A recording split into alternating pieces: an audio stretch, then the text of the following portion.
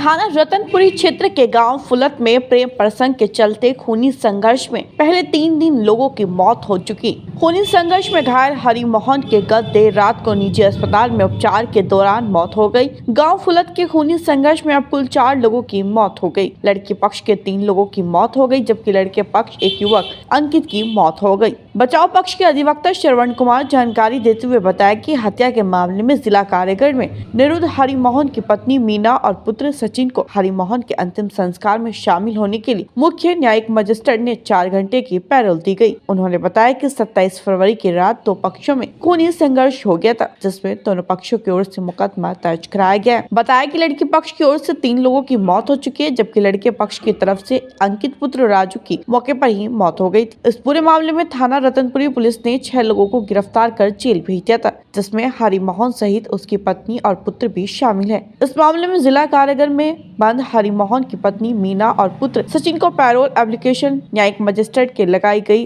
Payroll application पर मुख्य न्यायिक मजिस्ट्रेट ने सुनवाई करते हुए हरिमोहन के अंतिम संस्कार में शामिल होने के लिए मां बेटे को 4 घंटे की पैरोल दी गई। पुलिस अभिरक्षा में पुत्र सचिन ने अपने पिता की चिता को मुखाग्नि दी। रतनपुरी थाना क्षेत्र के गांव फुलत का मामला है। दिनांक 27/2/2024 में रात्रि में करीबन 8:30 के आसपास एक घटना घटित हुई थी, जिसमें गांव का ही एक अंकित नाम का व्यक्ति इस खूनी संघर्ष में मारा गया था। अंकित ने गांव की ही लड़की, गोवर्धन पक्ष की लड़की से करीबन 8-9 माह पूर्व शादी कर ली थी और वो शादी करने के बाद उसको मेरठ में रह रहा था और दिनांक 27 फरवरी को वो गांव में किसी समारोह में शामिल होने के लिए आया था। तो हरिओम पक्ष ने उसको देख लिया। हरिओम पक्ष ने, दोनों पक्षों में आपस में विवाद हो गया।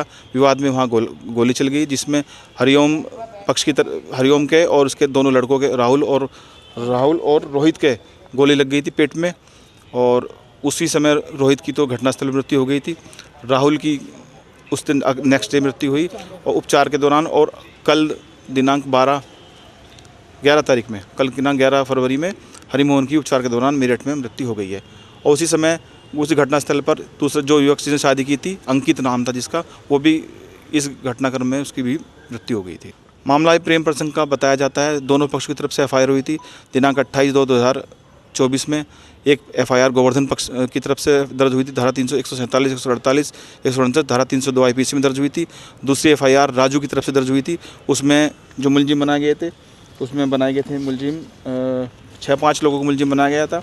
हरिमोहन, मीना, राहुल, रोहित, सचिन, जिसमें से रोहित और राहुल और हरिमोहन 3 की मृत्यु हो चुकी है।